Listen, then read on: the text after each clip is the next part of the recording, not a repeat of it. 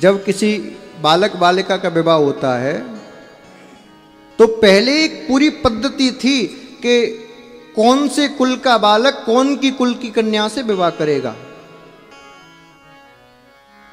आजकल की तरह नहीं था कि जो पसंद आए उसी से कर लो। पूरी पद्धति थी, ब्राह्मण के वंश का बालक ब्राह्मण की कन्या से विवाह करेगा, क्षत्रिय वंश का क्षत्रिय से करेगा, वैश्य का वैश्य से करेगा, और उनमें भी कुल देखे जाते थे। आज भी कई जगह पर है ये पद्धति। तो पहले कुल का चयन, कुल के बाद फिर बच्ची या बच्चे का चयन, दोनों चयन करते थे। केवल लड़का ही चयन नहीं करता था कि मुझे किस लड़की से विवाह करना है, बच्ची भी चयन करती थी कि मुझे किसको अपना पति बनाना है। इसीलिए हमारे सनातन धर्म की जो पुराने परंपराओं को देखो तो उसमें क्या होता था, स्वयंवर। स्वयंवर का अर्थ है कि बच्ची अपने स्वयं के मन से वर को चुनती थी।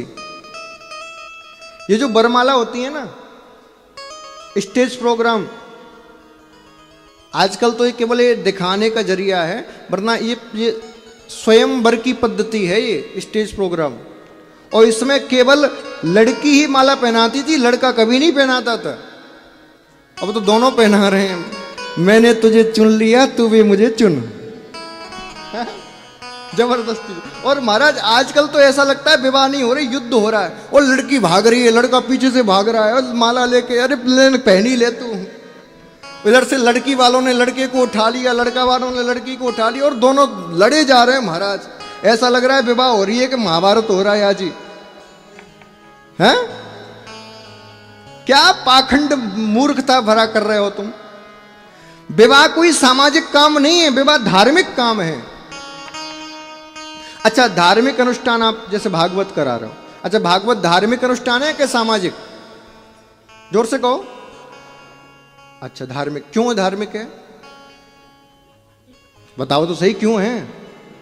क्योंकि महाराज जी इसमें यज्ञ है, यज्ञ हो रही है, ज्ञान यज्ञ, आखिरी में हवन यज्ञ भी होगा, दान है, दान भी किया जा रहा है। हम वागदान कर रहे हैं, वाणी का दान, आप समय का दान कर रहे हो, धन का दान कर रहे हो। तो जहां यज्ञ हो, दान हो, वो धार्मिक। विवाह में भी तो यही होता है।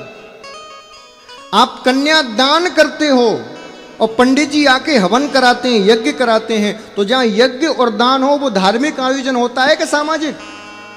बोलो, जोरते बोलो, मेरे कान कमजोर हैं। धार्मिक होता है। तो फिर तुमने उसको सामाजिक आयोजन बना कैसे दिया? जिस दिन से तुमने उसको सामाजिक आयोजन बनाया है उसी दिन से विवाह की पद्धति समाप्त हो गई। जिस जगह पर विवाह हो उस जगह पर कभी भी जूता चप्पल का तो प्रवेश नहीं होना चाहिए। जहां यज्ञ हो रहा है, एक नए जीवन की शुरुआत के लिए, वहां तुम जूता चप्पल पहन के चढ़े चले जा रहे हो। फोटोग्राफर तो महाराज काऊ की नहीं सुनता, वो तो ऐसा लगता है दूल्हे के सिर पे खड़ा होकर दुल्हन का वीडियो बनाऊं। हाँ, इनके जूते तो खुलते ही नहीं कभी। वो तो कृपा है कि भागवत जी में नहीं पहनते। हाँ, कृपा है ठाकुर जी की। नहीं यहां कहे महाराज जी तुम पहनो, हम तो पहन के यहां।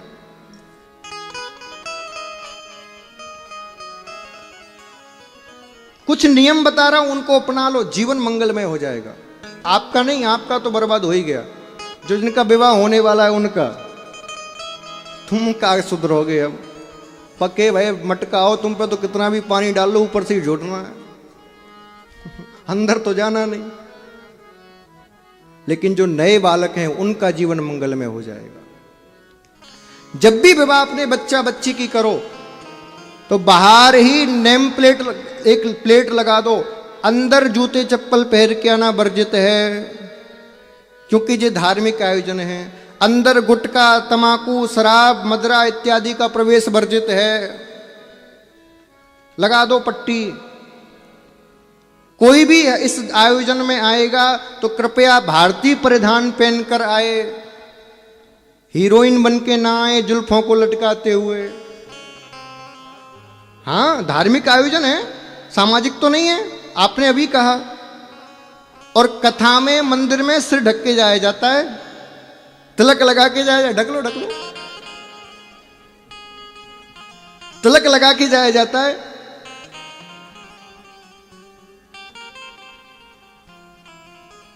द्वापर में एक स्त्री के बाल खुले थे, कितना बड़ा महाभारत हो गया। कलयुग में एक ब्राह्मण का बाल खुला था, चाणक्य राज्य बदल दिया, अब तो घर घर में खुले हैं महाराज, इसीलिए रोज महाभारत हो रहा है, घर घर में खुले हैं। और माताओं से बाल बांधने की कह दो तो हम, महाराज जी तुम तो ऊंची पुरानी सोच के हो, हम कहे 10,000 दे के कटिंग कराइए, कैसे कैसे बांध लें। देखो अभी भी सर नहीं ढक रही, देखो कितना मैं कह रहा हूं तो भी नहीं ढक रही।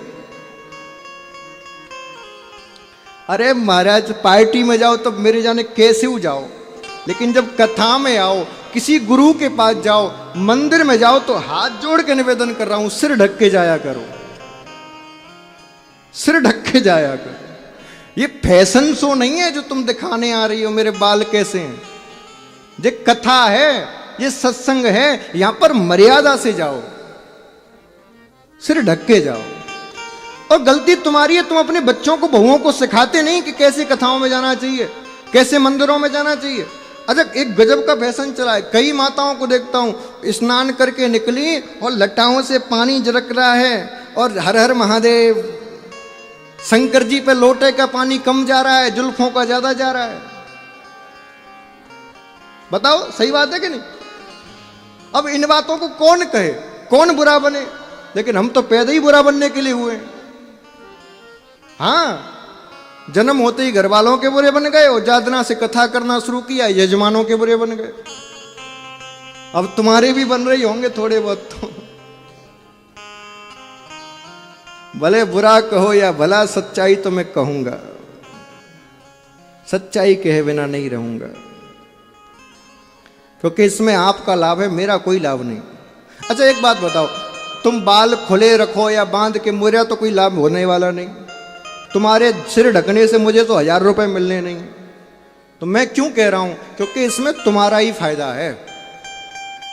स्त्री जितना मर्यादित रह के सुंदर लगती है, उतना मर्यादा विहीन होकर सुंदर नहीं लगती। यदि स्त्री 16 श्रृंगार करके, अपने माथे पर पर्दा करके, सिर पे साड़ी रख के यदि वो चले, तो वो साक्षात देवी के रूप में लगती है। कोई कितना भी बड़ा अत्याचारी हो, उसके मन में भी एक बार प्रणाम करने की आएगा कि प्रणाम कर लूं इसको। और तुम महाराज फिर उल्टे सीधे पहन के झें तक के, और फिर जाओगी, फिर दूसरों को दोष दो तो उनको कहा दोष है। आजादी का मतलब ये नहीं है कि कुछ भी मनमाना करो, आजादी का मतलब ये नहीं है कि जो मन में आए वही करो। आजादी का मतलब ये है अच्छे से रहो, लेकिन संस्कार में रहो, मर्यादा में रहो। तुम्हें कोई दबा नहीं रहा, तुम तो पूजनीय हो, देवी हो हमारी महाराज। सनातन धर्म में ही केवल देवी कहा जाता है, स्त्री को किसी में नहीं कहा जाता।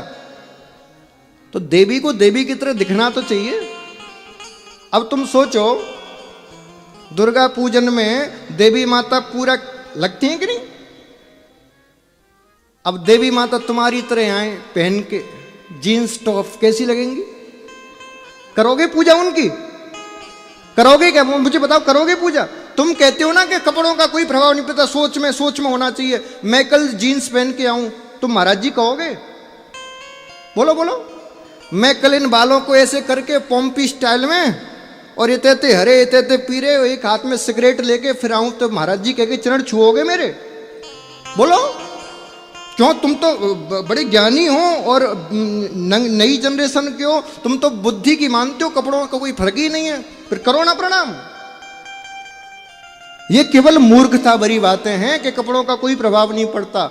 वस्त्रों से बहुत प्रभाव पड़ता है। अच्छा, वस्त्रों से प्रभाव नहीं पड़ता तो इस सरकार ने ड्रेस कोड क्यों बनाए कि फौज में यही ड्रेस कोड चलेगा, पुलिस वाले यही पहन के आएंगे, डॉक्टर यही सफेद कोट पहन के आएगा? क्यों बनाया है ड्रेस कोड? यदि कपड़ों का प्रभाव नहीं है, कुछ भी पहन के जाओ।